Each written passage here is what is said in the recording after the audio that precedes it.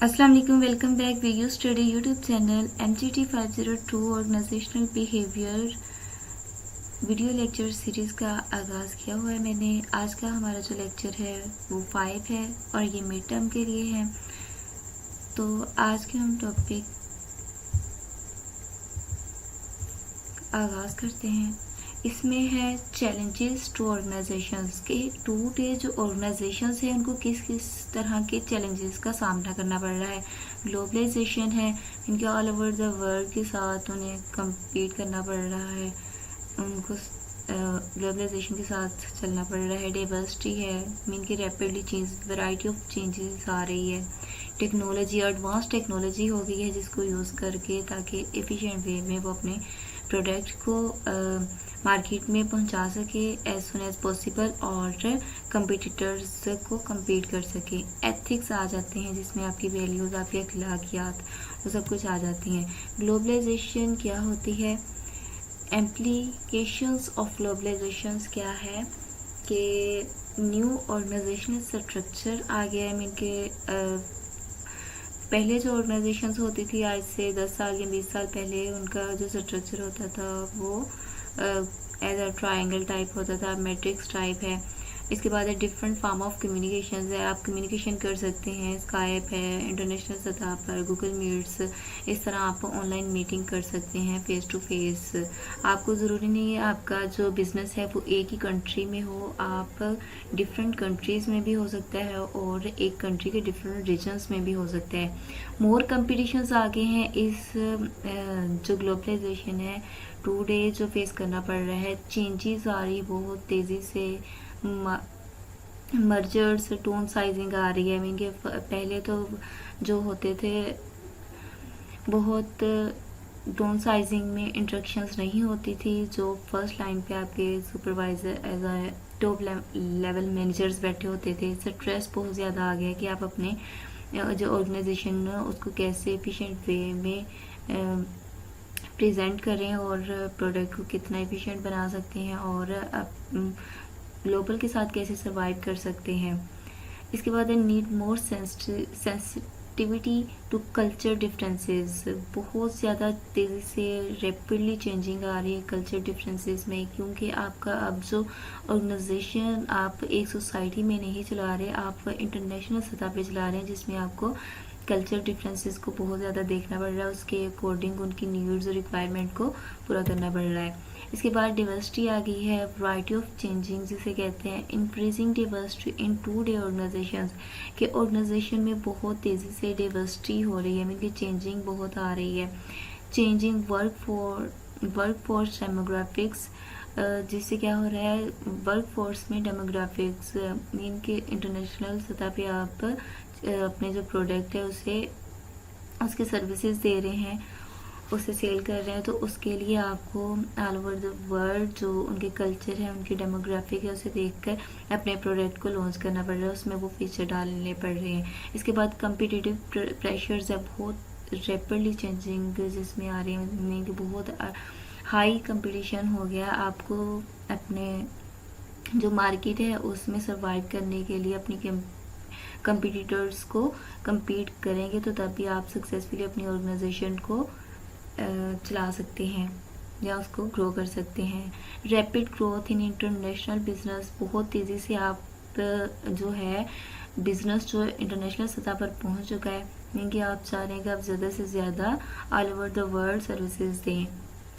इसके बाद है डिवर्सिटी में more womens in workforce and professions. अब और जो वुमेन है वो बहुत ज़्यादा प्रोफेशन में आप देखते हैं, teaching, doctor, all over the world जितने भी शोबेज हैं, शोबा प्रोफेशंस हैं, सब में वुमेन्स देखी जा रही हैं, मीन कि वो अपने जॉब परफॉर्म कर रही हैं। डाइवर्सिटी हैज़ एडवांटेजेस, जहाँ पर वैरायटी ऑफ चेंजिंग का एडवांटेज है आपको, but firms need to adjust to. और जहाँ पर बहुत तेज़ी से डिवर्सिटी आ रही है, मीन की चेंजिंग बहुत तेज़ी से आ रही है, उसका फ़ायदा तो होता है, लेकिन अब जो फॉर्म्स है, ऑर्गेनाइजेशन है, इसको कैसे एडजस्ट करे, कल्चर उसको अवेयरनेस होगी तो तब वो इसको कर सकता है। या आपको MCQs और शॉर्ट क्वेश्चन आ सकता है। इसके बाद फैमिली फ्रेंडली होना चाहिए, इसके बाद एम्पावरमेंट होनी चाहिए, तब भी वो इसको जो डिवर्सिटी बहुत ज़्यादा तेज़ी से रैपिडली चेंज आ रहा है उसको मेंटेन कर सकते हैं। इसके बाद टेक्नोलॉजी आ जाती है, the impact on work and job. Obviously जो टेक्नोलॉजी होती है, जितनी तेज़ी एडवांस टेक्नोलॉजी होगी उतना ही आपको प्रोडक्ट की एफिशिएंट वे में और वेस्ट प्रोडक्ट कम बनेगी और आपको ज़्यादा बेनिफिट होगा। Flattening and downsizing of organisation mean कि अब आपकी जो कम्युनिकेशन है जस्ट अपर और सेकंड लेवल तक नहीं रहते, अब लो लेवल तक आते हैं जहाँ पे एम्प्लॉयर्स आपके वर्कर्स काम कर रहे होते हैं। तो ये एक अच्छा वे है ताकि सबके साथ कम्युनिकेट हुआ जाए और ऑर्गेनाइजेशंस इसी तरह अपने गोल्स को अच्छे तरीके से अचीव कर सकती है। पेपरलेस ऑर्गेनाइजेशंस हो गई है, अब जितना भी काम है वो ऑनलाइन हो गया, जैसे इलेक्ट्रॉनिक मेल्स हो गए, तो इस तरह आप उनके साथ कॉन्टैक्ट कर सकते हैं ऑनलाइन मीटिंग्स के थ्रू। तो ये पेपरलेस काफ़ी हद तक हो गई है ऑर्गेनाइजेशंस। इसके बाद है, अब ट्रेंड्स की बात कर रहे हैं। इंफॉर्मेशन टेक्नोलॉजी का ट्रेंड्स है, हर तरफ आपको इंफॉर्मेशन नॉलेज बहुत ज़्यादा मिल रहा है। अफेक्ट्स हाउ एम्प्लॉयज़ इंटरेक्ट, अब एम्प्लॉयज़ कैसे इंटरेक्ट कर सकते हैं। वर्चुअल टीम्स हैं, ऑनलाइन टेलीकम्युनिकेशन के थ्रू आप अपने मैनेजर्स के साथ, अगर वो वन रीजन से दूसरे, एक कंट्री के दूसरे रीजन में है या दूसरी कंट्री में है, आपका बिजनेस बहुत ज़्यादा स्प्रेड हुआ है, तो आप वर्चुअल टीम होती है, टेली कम्युनिकेशन होती है, जिसके थ्रू आप ऑनलाइन मीटिंग कर रहे होते हैं। Affects how organisations are configured network structure alliance of several organisations mean कि नेटवर्किंग स्ट्रक्चर्स हुआ होता है ऑर्गेनाइजेशंस का और वो बहुत दूर तक फैली हुई होती हैं। इसके बाद एथिक्स में आ जाता है, मोरल प्रिंसिपल्स वैल्यूज़ आपकी अखलाकियात क्या हैं, उसको बहुत ज़्यादा इंपॉर्टेंस मिल रही होती है। Determines whether actions are right और wrong and outcomes are good and bad. Ethics में बेसिकली ये वाली चीज़ आ जाती है, आपको एमसीक्यूज आ सकता है जिसमें आपने देखना होता है कि आप कोई रॉन्ग या राइट वे में है या आप गुड कर रहे हैं या बैड, ये सब एथिक्स में आ जाता है आपका। एथिकल बिहेवियर क्या होता है, good and right as opposite to bad और रॉन्ग। ओबियसली अच्छा और जो राइट होता है वो हमेशा रॉन्ग और बैड के ऑपोजिट में वे में होता है, मीन कि उसके मुखालिफ होते हैं ना, पर्टिकुलर सेटिंग होती है इसकी।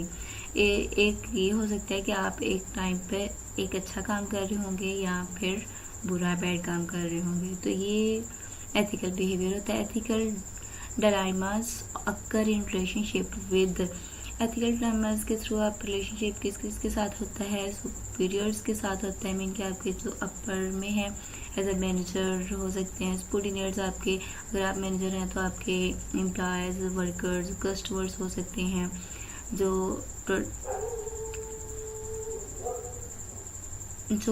ऑर्गेनाइजेशन की जो एक्सटर्नल एंटिटी होती हैं, कंपटीटर्स हो सकते हैं, आपके सप्लायर्स हो सकते हैं और रेगुलेटर्स में कि जो रेगुलर वे में आपसे चीज़ परचेज कर रहे होते हैं। ऑर्गेनाइजेशन सोशल रिस्पॉन्सिबिलिटी क्या होती है, अब ऑर्गेनाइजेशन की सोशल रिस्पॉन्सिबिलिटी भी है और ओबियसली ऑर्गेनाइजेशन जो है वो एज अ सोशल एंटिटी के लिहाज से किसी भी सोसाइटी में वर्क कर रही होती है, तो एप्लीकेशन उसका फ़र्ज होता है for organisation to behave in ethical and moral ways as institution of the behaviour broader society, mean कि वो कोई ऐसा रॉन्ग एक्टिविटीज़ ना करे जो उस सोसाइटी के लिए बेनिफिट ना हो, मीन कि उसको नुकसान पहुंचा सके। Manager should commit organisation to, अब मैनेजर्स ऑर्गेनाइजेशन के साथ कमिटमेंट कैसे करते हैं तो वो हम देखते हैं। Persuades of high productivity, managers ने क्या करना होता है, उसकी कोशिश करनी होती है, ये इस बात पर दलाइल देने होते हैं कि जो ऑर्गेनाइजेशन की प्रोडक्टिविटी बहुत ज़्यादा हाई करेंगे, कॉर्पोरेट सोशल रिस्पॉन्सिबिलिटी और जितनी भी सोशल उनकी जिम्मेदारी है उनके साथ तामन करेंगे कि उसको फुलफिल करने की कोशिश करेंगे। इसके बाद परफॉर्मेंस आ जाती है। परफॉर्मेंस में why do we care, already हमने ये वाली स्लाइड देखी हुई है। एबिलिटी आपकी होती है परफॉर्मेंस, उसके थ्रू आप परफॉर्म कर रहे होते हैं, स्किल होंगी, आप परफॉर्मेंस करेंगे, आपको मोटिवेट किया जाएगा, मोटिवेशन आपको मिलेगी, अगर आप परफॉर्मेंस अच्छी है तो भी आपको अपॉर्चुनिटीज़ मिलेगी। परफॉर्मेंस इज इक्वल फंक्शंस है, एबिलिटीज़, मोटिवेशन और अपॉर्चुनिटीज़ है। इसके बाद एबिलिटी, ओबियसली एबिलिटी अब होती क्या है, mental and physical capability to perform various task, ये आपकी दिमागी और फिज़िकल सलाहियत होती है जो आप मुख्तलिफ़ किस्म की टास्क को परफॉर्म करने के लिए यूज़ करते हैं। और हर एक जो इंसान है उसमें डिफरेंट होती है, क्योंकि हर जो इंडिविजुअल है वो एक दूसरे से मुख्तलिफ होता है। इंटेलेक्चुअल एबिलिटी क्या होती है? The capacity to do mental activities, जो आप अपने मेंटल दिमाग की थिंकिंग पावर को कैसे कंट्रोल कर सकते हैं, कैसे मैनेज कर सकते हैं, कितना अच्छे वे में आप उसको डिस्क्राइब कर सकते हैं, किसी भी इशू को आप अच्छे से हैंडल कर सकते हैं, वो आपकी क्या होती है? इंटेलेक्चुअल पावर एबिलिटीज़ होती है एज अ ऑर्गेनाइजेशन में, क्योंकि आपने वहाँ पर वर्क करना होता है। इसके बाद है इंटेलेक्चुअल एबिलिटीज़ में अब आपका क्या क्या आ जाता है? इसमें आपको शॉर्ट क्वेश्चन और ये लॉन्ग ज़रूर आ सकते हैं, एमसीक्यूज़ भी आ सकते हैं, इनमें से कोई से 2 दिए होंगे या 3, उसमें कहेंगे ऑल ऑफ द अबव। अगर इनमें से कोई 3 दिए और 1 रॉन्ग हो जो इसमें ना हो, तो इस तरह से आपको आ सकता है। इसमें नंबर ऑफ एप्टीट्यूड आ जाते हैं, वर्बल कम्प्रीहेंशंस आ जाते हैं, परसेप्चुअल स्पीड्स आपकी क्या होती है, इंडक्टिव रीजनिंग आ जाती है, डिडक्टिव रीजनिंग होती है, इसमें स्पिरिचुअल विजुअलाइजेशन होती है, आपकी मेमोरी एबिलिटीज़ होती है। मेमोरी एबिलिटीज़ मीन कि आप कितना अच्छे से सोच सकते हैं और कितनी देर तक उसको अपने माइंड में रख सकते हैं। इसके बाद फिजिकल एबिलिटीज़ में आप तक capacity to do task demanding stamina, mean कि आप कितने फिट हैं और किस तरह आप अपने वर्क को कितना अच्छे से कर सकते हैं, आप में कितनी ताकत है, एंड सिमिलर कैरेक्टरिस्टिक, और इसी के अकॉर्डिंग आप किसी भी वर्क को करने की कितनी आप में काबिलियत है, वो इसमें आ जाता है। बेसिक फिजिकल एबिलिटीज़ में स्ट्रेंथ फैक्टर्स होते हैं, अदर फैक्टर्स होते हैं, फ्लेक्सिबिलिटी फैक्टर्स होते हैं इसमें। इसके बाद इमोशनल इंटेलिजेंस क्या होती है, ये आपको एमसीक्यूज़ में आ सकता है और शॉर्ट क्वेश्चन में भी। इसके बाद है इमोशनल इंटेलिजेंस इन्वॉल्व्स, इसमें शामिल होते हैं the ability to understand individuals to act wisely in human relations. Emotional abilities ये होती है आपकी कि आप इंडिविजुअल्स को अंडरस्टैंड कर सकें, और इसके अलावा आप जो है बहुत अक्लमंद या अक्लमंद अंदाज से या दूरंदेश वे में आप सोच सके। Emotional intelligence ability in 5 areas है, इसमें सेल्फ अवेयरनेस है, खुद को जानना है, मैनेजिंग इमोशंस, अपने जो इमोशंस जज्बात हैं उनको कंट्रोल में रखना, मोटिवेटिंग वन सेल्फ, खुद को मोटिवेट करना, एम्पैथी हमदर्द होना है, हैंडलिंग रिलेशनशिप और दूसरों के साथ रिलेशंस कायम करना, जैसे कि as a employer managers mean के तामुन करना दूसरों के साथ। इसके बाद है द एबिलिटी जॉब फिट क्या होती है, एबिलिटी ऑफ द एम्प्लॉयज़, अब एम्प्लॉय की एबिलिटीज़ क्या होगी कि वो वर्क बहुत अच्छे से कर सके, जो उसको टास्क दी जाए उसको एफिशिएंट वे में परफॉर्म कर सके। रिक्वायरमेंट ऑफ द जॉब, जो उसकी जॉब की रिक्वायरमेंट होगी। इसके बाद है वाई डू वी केयर, इसमें वही जो पहले हमने ये वाली स्लाइड पढ़ी थी कि एबिलिटी अगर आपकी जो सलाहियत होगी तो आप परफॉर्मेंस कर सकते हैं, आपकी स्किल्स के अकॉर्डिंग आप परफॉर्म कर रहे होते हैं, उससे आपको मोटिवेशन मिल रही होती है और साथ ही आपको उसी से अपॉर्चुनिटीज़ मिल रही होती है। इसके बाद लर्निंग आ जाता है, ये आपको एमसीक्यूज आ सकता है, साथ में शॉर्ट क्वेश्चन। लर्निंग क्या होता है? Relatively permanent change in the behaviour, mean कि आप हमेशा लर्न करते रहते हैं और आपके बिहेवियर में चेंज आता रहता है उसी के according, occur as a result of experience, क्योंकि जो आप लर्न करते हैं और उससे आपको एक्सपीरियंस होता है, जो आप सीख रहे होते हैं साथ साथ उसको प्रैक्टिकल लाइफ में अमल कर रहे होते हैं। जैसे एज अ वर्कर अगर आपको कोई टास्क परफॉर्म करने के लिए दिया जाए, फर्स्ट टाइम आपसे रॉन्ग हो, उसके बाद उसमें इम्प्रूवमेंट आई जाती है और एक टाइम ऐसा आता है कि आप उसमें बेस्ट हो जाते हैं, कि एक्सपीरियंस आपको उसका हासिल होता है। इसके बाद लर्निंग थ्योरीज आ जाएंगी, वो हम नेक्स्ट पढ़ेंगे। सोशल लर्निंग होती है, क्लासिकल कंडीशनिंग होती है, ऑपरेंट कंडीशनिंग होती है, ये आपके लर्निंग थ्योरीज है। क्लासिकल कंडीशनिंग क्या होती है? Classical conditioning an individual respond to some stimuli that would not ordinarily produce such as response.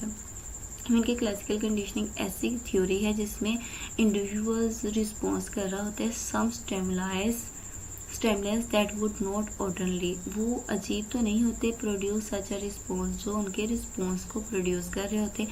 This theory grew out of Pavlov's experiment, ये पेल्वस की एक्सपेरिमेंट से ली गई है, जिनके उसने ये एक्सपेरिमेंट किया था। क्लासिकल कंडीशनिंग इज पैसिव, क्या लॉजिकल कंडीशनिंग क्या है? पैसिव है, समथिंग हैपन्स, कि कुछ वाक़या हो जाना, मीन के अचानक कुछ हो जाना, and we react in the specific way, mean के अचानक कोई भी इशू आ जाए तो आप उसका अच्छे से सोल्यूशन निकालें, तो वो आपका क्या होगा, ये वाली क्लासिकल कंडीशनिंग होगी। As such it can explain simple reflexive and behaviour, mean के कुछ अचानक से हुआ, आपने जो ये रिएक्ट किया है वो आपका बिहेवियर होगा, तो उसको रिफ्लेक्सिव बिहेवियर कहते हैं। इसके बाद ऑपरेंट कंडीशनिंग है, ये आपको डेफिनेशन में ज़रूर आ सकता है, क्लासिकल कंडीशनिंग, ऑपरेंट कंडीशनिंग, और दूसरी जो नेक्स्ट थ्योरी है वो भी आपको आ सकती है। इसमें क्या होता है, इन ऑपरेंट कंडीशनिंग में होता है डिज़ायर्ड वॉलेंट्री, मीन कि जिसकी आप ख्वाहिश रख रहे होते हैं, और ये वॉलेंट्री बिहेवियर होता है जो आप चाहते हुए कर रहे होते हैं, लीड टू रिवॉर्ड, जो आप चाह रहे होते हैं या तो आपको रिवॉर्ड मिले और स्टॉप अ पनिशमेंट, या आप चाहते हैं कि आपको जो पनिशमेंट मिली हुई है वो ख़त्म हो जाए, आप ऐसा वर्क करेंगे, मीन कि अपने जो वर्क कर रहे हो उसमें इम्प्रूवमेंट लेके आएंगे। This theory argues that behaviour is a function of consequences, ये थ्योरी ये बता रही होती है कि आपका जो बिहेव है वो नतायज के ऊपर मबनी होता है, मीन कि अगर आपको सज़ा मिल रही है आप उसको ख़त्म करने के लिए कोई ना कोई ऐसा काम करेंगे जिससे आपकी जो सज़ा है वो ख़त्म हो जाए, पनिशमेंट ख़त्म हो जाए। ऑपरेंट बिहेवियर इज़ लर्न और वॉलेंट्री, ये आप होशो हवास में कर रहे होते हैं। इसके बाद है लॉ ऑफ इफेक्ट रीइंफोर्समेंट, ये भी एक थ्योरी है, वो नेक्स्ट हम देखेंगे। इसके बाद है पॉजिटिव रीइंफोर्समेंट होते हैं, मीन कि अगर आपको पनिशमेंट मिली है तो आप ओबियसली बेटर वर्क करेंगे ताकि आपको पनिशमेंट एक ख़त्म हो और उससे आपको क्या होता है, रिवॉर्ड मिले। पॉजिटिव रीइंफोर्समेंट में आपको टीच किया जा रहा होता है कि आपको रिवॉर्ड मिलेगा तो आप पॉजिटिव रीइंफोर्समेंट की तरफ जाते हैं। नेगेटिव रीइंफोर्समेंट होती है मेथड ऑफ शेपिंग बिहेवियर की बात कर रहे हैं कि आपके बिहेवियर कैसे चेंज हो रहे होते हैं। पनिशमेंट होती है, अगर आपको पनिशमेंट हो तो तभी आप क्या कर रहे हैं, पॉजिटिव रीइंफोर्समेंट की तरफ जा रहे हैं। एक्सटेंशन होगी तो आप नेगेटिव रीइंफोर्समेंट की तरफ जाएंगे।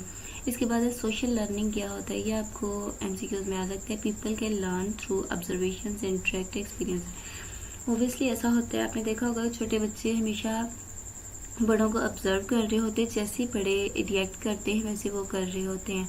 और डायरेक्ट एक्सपीरियंस ऐसे होता है कि आप कोई भी अगर रॉन्ग वर्क कर लेते हैं, सपोज अगर छोटा बच्चा है वो आग के पास गया, उसका एक दफ़ा हाथ चला है, वो नेक्स्ट टाइम उसके पास नहीं जाएगा, तो ये क्या होगा, उसकी लाइफ का एक्सपीरियंस होगा, तो ये सोशल लर्निंग होती है। आपको एग्जाम्पल के साथ मैंने ये समझाया है। शेपिंग बिहेवियर, अब बिहेवियर को कैसे शेप किया जाता है, अब मैनेजरियल टूल्स, अब ये मैनेजर कैसे इन टूल्स को अपनाता है वो हम देखते हैं। ऑर्गेनाइजेशनल एप्लीकेशंस में क्या होता है, वेल पे वर्सेस सिक पे, मीन के अच्छी पे मिलना वर्सेस बहुत कम पे मिलना है। एम्प्लॉय डिसिप्लिन इसमें आ जाते हैं, डेवलपिंग ट्रेनिंग प्रोग्राम्स आ जाते हैं, इनके जो एम्प्लॉयर्स होते हैं उन्होंने डेवलपिंग प्रोग्राम ट्रेनिंग प्रोग्राम देने होते हैं ताकि उनके जो एम्प्लॉयज़ आएंगे वो अच्छे से वहाँ पर वर्क कर सकें और ऑर्गेनाइजेशंस के गोल्स को अचीव करने में उनकी हेल्प कर सके। मॉनिटरिंग प्रोग्राम्स होते हैं जिसमें कंट्रोल किया जा रहा होता है कि वर्कर्स एम्प्लॉयज़ कैसे वर्क कर रहे हैं। सेल्फ मैनेजमेंट होती है, उसमें वो मैनेजमेंट खुद कर रहे होते हैं। तो यहाँ तक हमारा आज का टॉपिक था। होप सो कि ये वीडियो आपके लिए हेल्पफुल हो, तो please like and subscribe my channel for latest update. अगर आपको फिर भी इसमें कोई प्रॉब्लम आ रही हो तो आप कमेंट सेक्शन में पूछ सकते हैं। ओके, अल्लाह हाफिज़।